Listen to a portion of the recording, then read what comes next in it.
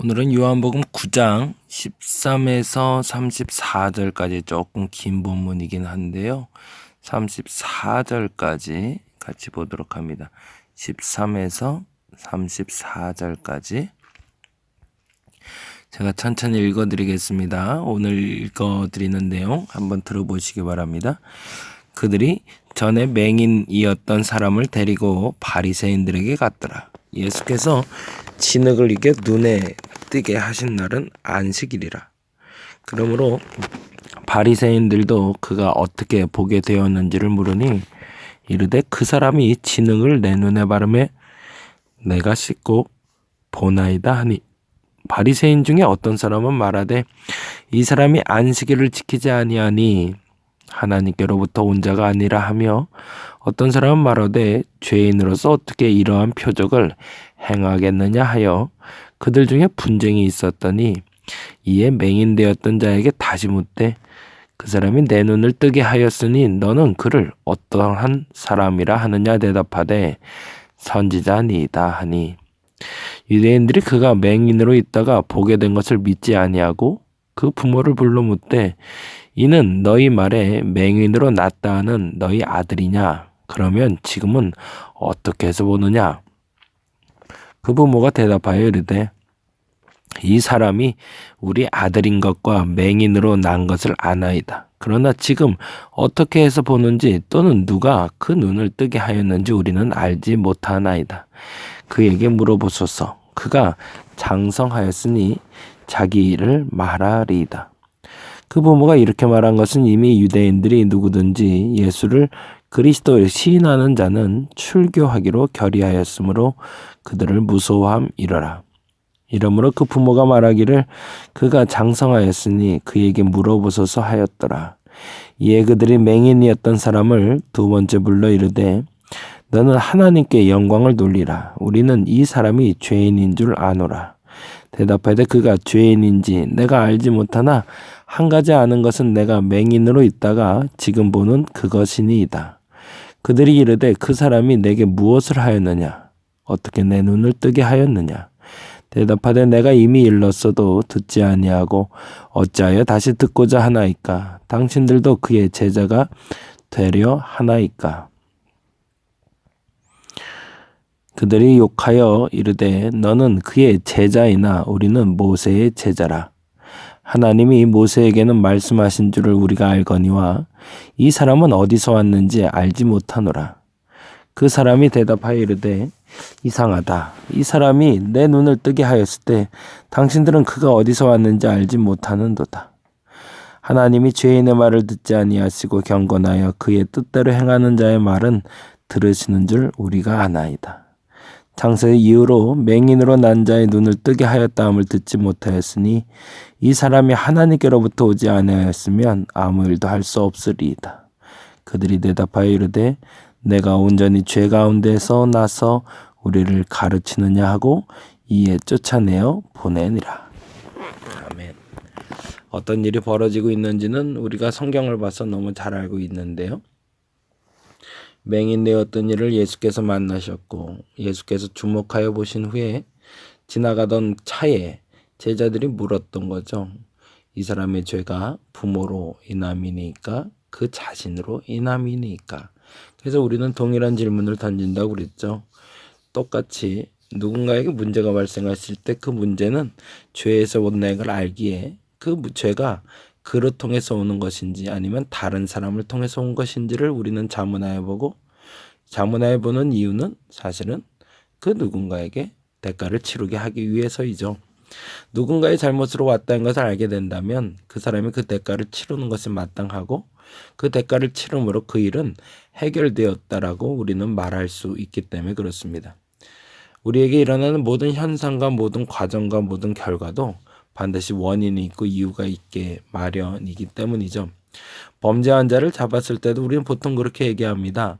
범죄한 자를 잡았을 때 딱히 그에게 뚜렷하게 드러나는 범죄의 동기를 발견하지 못하면 그 분명한 동기를 알지 못한다는 표현을 쓰면서 다시 한번 그 동기를 찾기 위해 노력하죠. 왜요? 죄는 반드시 결과가 가져오기도 하지만 그 원인이 있다는 것을 세상 어떤 사람들도 모두 다 알고 있기 때문입니다. 그런데 문제는 병드는 것이, 병이 오는 것도 죄인가? 라는 질문인 거죠. 그래서 혹자들은 병에 걸리는 것들이 귀신 들리는 것이다 라고 얘기해서 귀신을 내쫓는 일들이 왕왕 있기도 했고요. 병이 걸리는 것은 사기가 그를 뒤집어 씌워서 그랬다는 얘기도 하지만, 때로는 어떤 사람들은 그의 의지가 약하여 당하는 일이라고 말하기도 하죠. 물론 스스로가 약하기 때문에 병에 걸리기도 하고 귀신의 장난일 수도 있고, 그리고 거짓된 영의 움직임일 수도 있겠지만, 무엇이든 하나로 규정하여 이것이다라고 말하는 것은 절대 안 된다는 건, 그것은 우리가 분명히 알고 있는 사실입니다. 그럼에도 불구하고 다른 사람의 문제를 대할 때는 너무나 자연스럽게 쉽게 얘기하는 경향이 있는 것을 어제의 본문을 통해서 우리는 만날 수 있었죠. 그럼에도 불구하고 예수께서는 그를 통해서 존재의 원인이 아닌 존재의 목적을 이야기하시며, 그가 이 땅에 존재하는 이유와 이 어려움을 당했던 이유는 자신을 만나기 위해서였고, 예수를 만나 그의 눈이 띄어지게 됐던 것을 그 제자들을 통해서, 그리고 주변 사람들을 통해서 보여주십니다. 근데 문제는 어디에 있었냐면, 그를 고친 날이 바로 안식일이라는 데 있었죠. 다른 게 다 문제가 되는 것이 아니라 그날이 바로 안식일이라는 것이 바리새인들에게 불편한 진리가 되어버렸던 겁니다. 다른 날도 아니고 안식일에 진흙을 이겨 눈을 뜨게 하신 것이 문제였죠. 그냥 내 눈이 떠지기를 내가 원한다, 내 눈을 뜰지어다 라고 말로 하시고 눈이 띄게 했다면 그나마 조금 나은데, 예수께서 하필 그 다른 모든 이적과 달리 실로암 물에 가서 물을 씻게끔 하기 위해서였는지, 아니면 다른 의도가 있어서였는지 진흙에 침을 뱉고 그 진흙을 이겨서 그 눈에 바르고 실로암에 가서 씻으라 얘기하시며, 친히 그분이 안식일에 일했다라는 것이 바리새인들에게 굉장히 불편한 일이었던 거죠. 그래서 15절에 보니까 이렇게 얘기합니다. 14절부터 봐야 되겠네요. 14절에 보니 예수께서 진흙을 이겨, 거기다가 줄을 쳐놓으세요. 그리고 눈을 뜨게 하신 날은 안식일이라. 사실은 이 바리새인들의 눈에 주목된 건 눈을 뜨게 하신 날이 주목이 된 것이 아니라 예수께서 진흙을 이겼다는 것이고, 그 날이 바로 안식일이라는 게 불편했던 겁니다. 그래서 다시 한번 묻게 되는 게 15절이죠. 이렇게 되죠. 그러므로 바리새인들도 그가 어떻게 보게 되었는지를 물으니 이르되 그 사람이 진흙을 내 눈에 바르매, 거기다 줄을 쳐놓죠. 궁극적으로 바리새인들에게 문제가 됐던 게 뭘까요? 진흙을 눈에 바르는 예수의 일, 그 일이 안식에 일어났다가 바리새인들의 마음을 불편하게 만든 거죠. 그래서 결론을 짓습니다. 16절에 보니 아주 당연하게 바리새인 중에 어떤 사람은 말하되 이 사람이 안식일을 지키지 아니하니 하나님께로 온 자가 아니라. 역시 거기도 줄을 쳐놓죠. 이 사람이 안식일을 지키지 아니하니 하나님께로부터 온 자가 아니라. 그 말은 무슨 얘기예요? 안식일을 온전히 지키는 자, 곧 하나님의 율법을 지키는 자가 하나님께로 온 자다 라는 규정과 바리새인들의 생각과 예수의 행동이 달랐다라는 표현인 거죠. 여러분 생각은 어떠세요? 한 사람이 아파요. 그래서 길에 쓰러져 있어요. 근데 그날이 주일이에요. 그러면 그 사람을 고쳐주는 게 주님의 일일까요? 아니면 예배를 드리러 가는 게 주님의 일일까요? 우리 이 질문을 던질 때 너무 잘못되지 않은 대답을 해왔습니다. 어떻게 했죠? 그 사람을 병원에 데려가는 것이 맞다라고. 의당 그렇게 설교해 왔고 그렇게 설교를 들어왔던 우리가 코로나19로 예배드리지 맙시다 라고 얘기했더니 이건 안 됩니다 라는 얘기를 하는 사람도 있고, 이건 맞습니다 라고 얘기하는 사람들도 있습니다. 어떻게 하면 주의를 잘 지키는 걸까요? 그래서 우리는 이 기준을 가지고 다시 한번 얘기하게 되는 거죠. 안식일을 지키지 아니하면 하나님께로 온 자가 아니라라는 말씀처럼 주일을 온전히 지키지 아니하는 사람은 하나님의 사람이 아니다라는 규정이 태초로부터는 아니고 대한민국 내에서는 매우 중요한 사건이었던 겁니다. 그래서 역사적인 사건을 좀 찾아봤는데 왜 대한민국에서는 이 안식일 곧 예배를 드린 날이 이토록 중요할까라고 생각했더니 우리 대한민국에 들어왔을 때의 예배 또한 교회에 대한 규정은 예배를 드렸는가 아니면 모임을 가졌는가의 차이였다는 걸 알게 됐어요. 100주년이 넘은 교회 소개책자는 아니고 교회 역사책들을 조금 몇 권 살펴봤습니다. 궁금한 마음에 교회에 대해서 정의를 찾아보려고 하다 보니까 교회가 어떻게 시작됐는지를 알아야겠더라고요. 근데 대다수의 100년이 넘은 교회들이 보면 1902년 혹은 1910년 이쯤에 시작된 교회들이 많은데요. 그 교회들의 공통적인 시작일을 말할 때 아주 재미난 특징을 보게 됐어요. 그래서 몇 가지 수원 그리고 전라도 그리고 서울 지역에 있는 100주년 된 교회 몇 군데를 찾아봤는데 공통적인 특징이 하나가 있었습니다. 그것은 뭐냐면 사람들이 모여서 한두 명이 신앙생활을 시작한 날이 교회를 시작한 날로 보지 않고 혹은 한 명이 회심하여 그 지역에 들어온 날을 그 교회가 시작된 날로 보지 않습니다. 어떤 교회는 담임 목사님이 세워진 그 날, 그 해부터 창립을 말하기도 하고 어떤 교회는 성도들이 모여 예배드리기 시작한 날, 그 날을 교회의 시작으로 보더라고요. 근데 가장 보편적으로 교회의 시작한 날이라고 규정하는 창립 기념일은 한 사람이 전도돼서 그 지역에 들어온 날이던가 한두 명이 모여 성경 공부를 한 날이 아니라 그 한두 명이라 할지라도 그들이 예배를 드리기 시작한 날을 실질적인 교회의 시작일로 보는 것이 한국의 교회 창립 기념일의 기준입니다. 그러다 보니 지금 한국 교회 내에서 예배를 드리는 문제는 궁극적으로 교회인가 아닌가의 기준으로 판가름 날 만큼 중요한 시간이었던 거죠. 그러니 성경에서 말하는 안식일을 지키지 아니한다라는 말은 우리의 말로 해석한다면 안식일에 예배를 드리지 않았다, 예배를 드렸다라고 규정이 되는 겁니다.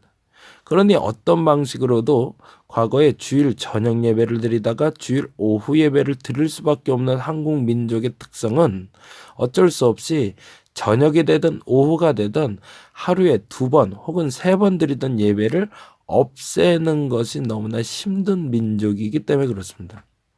그러다 보니 지금 우리가 주일 예배 때 모임 장소에 모여 예배하지 못하는 것이 매우 불편한 것이 우리의 심정인 것이 맞는 거죠.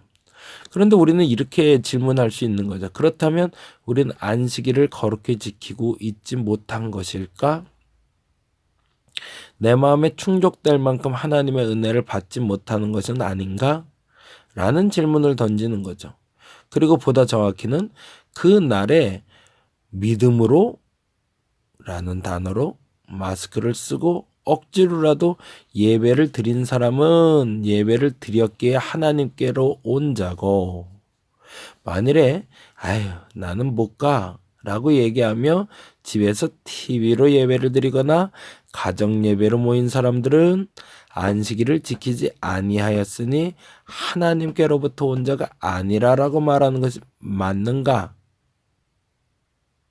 이 질문의 대답을 우리는 할 수 있어야 될 때가 시작되었습니다.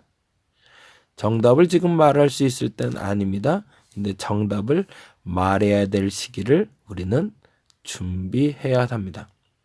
앞으로 우리 이후의 세대 아이들이 사진으로 만나게 될 겁니다. 왜 그때 목사님은 마스크 쓰고 계셨고 왜 성도들은 그렇게 마스크를 쓰고 예배를 드렸어요? 그리고 삼삼오오 모여 앉아 예배드리던 모습이 아니라 왜 이렇게 멀찌감치 떨어져서 예배드리는 모습이 많았어요? 라고 우리 후손들이 물을 때 우리는 그렇게 해서라도 지키고 싶었던 것이 무엇이다 라고 말할 수 있어야 되고, 그렇게 하지 않고 TV로 예배드리는 것이 시작되었다라고 말할 수 있는 때, 그 규정된 언어가 하나로 통일이 되면 또 다른 법이 시작이 될 수 있지만, 그것을 만들어내지 못한다면 우리 후손들에게는 거룩의 습관인 예배에 대해서는 우리는 지워버릴 수밖에 없을 겁니다. 또 하나 아주 중요한 사실을 알게 되었는데, 반드시 필연적으로 일어날 사건이 이 코로나19가 끝나고 나면 예배 문화뿐만 아니라 교회 문화의 180도 달라진 모습이 드러날 거라는 거죠.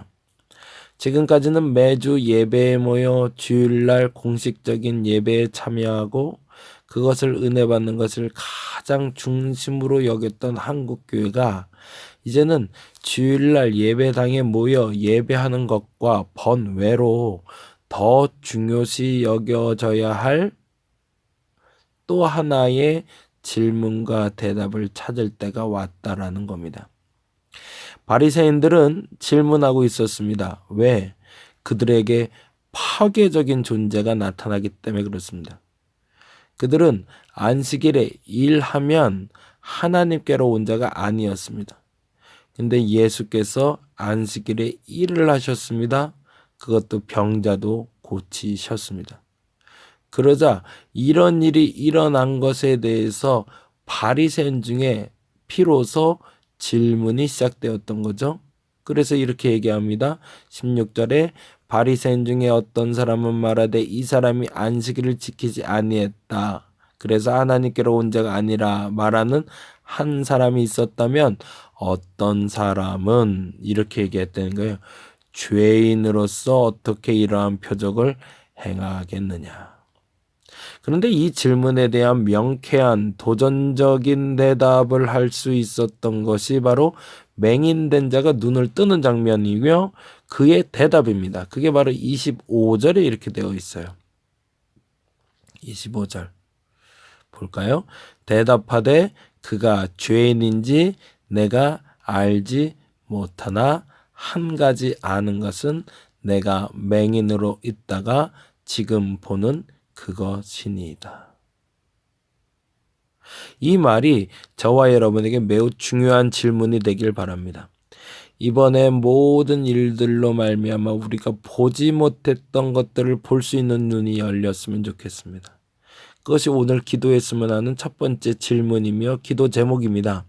하나님, 내가 지금까지 보지 못했던 것을 볼 수 있는 눈이 열리게 하옵소서. 그리고 아주 재미난 대답이 나와요. 30절인데요. 30절 그 사람이 대답하여 이르되 이상하다. 거기다 줄을 쳐놓죠. 이제 두 번째 질문을 찾을 겁니다. 첫 번째는 내 눈이 열려 지금까지 보지 못했던 걸 보게 해달라고. 30절에 이렇게 얘기합니다. 그 사람이 대답합니다. 이상하다. 뭐가 이상하다는 거죠? 이 사람이 내 눈을 뜨게 하였으되 당신들은 그가 어디서 왔는지 알지 못하는도다. 그건 무슨 말이죠? 나는 어차피 눈이 안 보이는 사람이었으니까 그 사람이 어떤 사람인지 못 봤지만 어떻게 당신들은 그 눈을 똑바로 떠놓고도 그 사람을 보지 못했는가라는 질문이에요. 무슨 말인지 이해가 되시죠? 지금까지 너희들의 눈은 도대체 뭘 보고 산 거냐는 거죠. 너희 눈에 목도하며 내 눈을 뜨게 하는 걸 못 봤다 할지라도 내 눈이 감겼다가 뜨게만 되었어도 보지 못한 그를 나는 믿을 수가 있는데 너희들은 어떻게 뜬 눈으로 그러한 사건을 보고 들었는데도 믿지 못하느냐는 어처구니 없다라는 맹인됐던 사람의 믿음의 고백인 겁니다. 오늘 이 시간에 우리 다 같이 한번 그렇게 선포하며 기도를 해보죠. 하나님, 지금까지 절대적이다라고 이야기하며 막혀왔던 눈이 열리게 해달라고. 이젠 새로운 세상을 향해 눈이 열릴 때가 됐다는 것이 새로운 모든 사람들의 공통적인 의견입니다. 교회가 새로운 눈이 열릴 겁니다. 국가가 새로운 눈이 열릴 겁니다. 경제가 새로운 눈이 열릴 겁니다. 사회적인 모든 문화적인 패턴이, 사람들이 모이는 모든 과정들이, 모든 시스템이 이제는 그동안 보지 못했던 세상을 보게 만들 겁니다. 그리고 그동안 보았던 것들 중에 잘못됐다고 버려야 될 것들이 나오고 이제는 폐할 것들이 나옵니다. 한 가지 예언은 아니고 한 가지 힌트, 그리고 질문, 그리고 답을 찾길 원하는 것이 있었습니다. 그것은 뭐냐면 앞으로 교회가 나아갈 방향인데요. 앞서 말한 대로 앞으로는 우리가 주일 예배가 중심이 되는 교회가 되지는 않을 것 같습니다. 매우 중요한 얘기죠. 매주 주일날 모이는 게 가장 중요했던 우리에게 이제는 매주 주일날 모이는 우리가 중요한 것이 아니라 또 다른 모임이 중요한 때가 올 거라고 생각이 됩니다. 그래서 글을 같이 준비했으면 좋겠습니다. 굉장히 조심스러운 얘기지만 이제 주일 예배가 폐해지는 것은 아니지만 주일 예배가 90이고 나머지 10% 성경 공부나 혹은 사변적인 삶의 실천력이나 그러한 것들이 중요했던 교회가 이제는 예배의 중요도가 90에서 80으로 70으로 60으로 줄어가는 반면 나머지 30, 40, 50%로 늘어가는 부분들이 또 다른 신앙생활의 패턴으로 만들어질 겁니다.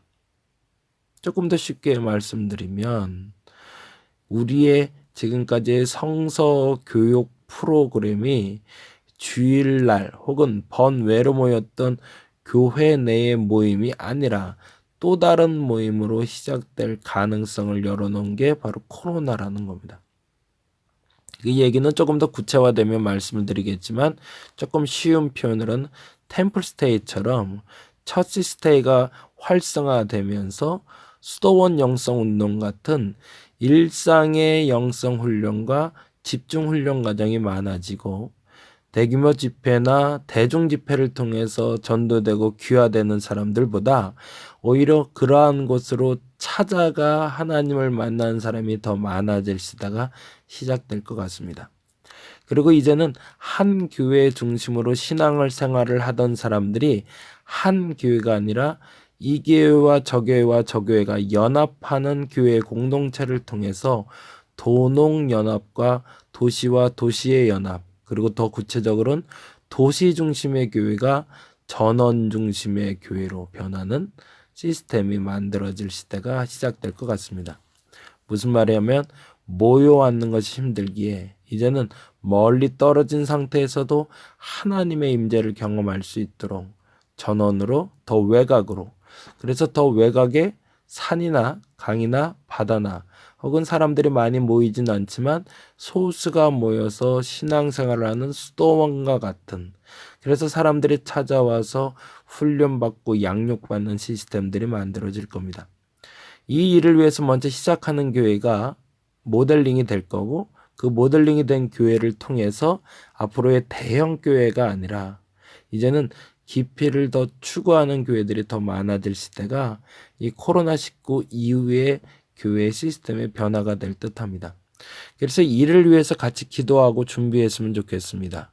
그러자면 각 교회들이 지금 먼저 갖고 있는 절대적인 가치, 주일 예배를 반드시 고수해야 된다라는 주일 예배 중심 90% 중심의 신앙의 패턴이 이제는 주일을 20에서 30%로 나머지 70%의 힘을 다른 곳에 쏟을 수 있는 교회로 전환되고, 나의 교회 중심의 신앙생활에서 우리 중심의 신앙생활로, 그리고 지역 중심의 신앙생활로 전환되는 역사적인 종교 개혁의 역사가 시작될 시점이 2020년이라 확신하며 같이 기도하고 준비했으면 좋겠습니다. 이를 위해서 서울 외곽, 도시 외곽의 땅들을 조금 여유롭게 구입해서 성전도 짓고 기도원도 짓고 교육 시스템도 만들어갈 수 있는 사람들이 필요할 시기가 올 겁니다. 그리고 우리는 이야기할 겁니다. 25절에 말한 것처럼 그가 죄 있는지 내가 알지 못하나 내가 한 가지 아는 것은 내가 맹인으로 있다가 지금 보는 그것이니이다. 그 말이 무슨 말인지 이해할 수 있는 내가 되어 있을 겁니다. 그것이 10년 후가 될지 20년 후가 될지 모르지만 앞으로 그 일을 감당하는 교회가 성장하는 교회요, 건강한 교회로 인정받을 교회가 될 겁니다. 이를 위해서 같이 기도하고 준비하는 우리가 되었으면 좋겠습니다. 그리고 이 꿈을 같이 나눌 사람들이 모여 정말 건강한 수도 영성 공동체를 만들어갈 수 있는 저와 여러분이 되시기를 간절히 바랍니다. 기도하겠습니다. 우리가 꿈꾸는 세상은 어떤 세상일지 다시 한번 유념해 봅니다. 그리고 그 꿈꾸는 세상이 만들어질 때 하나님의 꿈이 이루어질 줄로 믿습니다. 오늘은 국회의원 선거가 있는 날입니다. 선한 지도자 세울 수 있도록 하나님 도와주시고, 때로는 누가 말한 것처럼 더 악한 사람을 배제하고 덜 악한 사람을 뽑는 것이 선거라는 말이 있는 것처럼 우리가 뽑을 그 사람이 최소한 도리를 다하며 최소한 악을 덜 행하는 사람을 뽑을 수 있게 하여 주옵소서. 주저리 흔들었던 이야기들이 혹여 성도들의 마음속에 근심이 되지 말게 하여 주시고 또 다른 비전을 만들 수 있는 시발점이 되게 하여 주시옵소서. 감사합니다. 고마우신 예수님 이름으로 기도드렸습니다.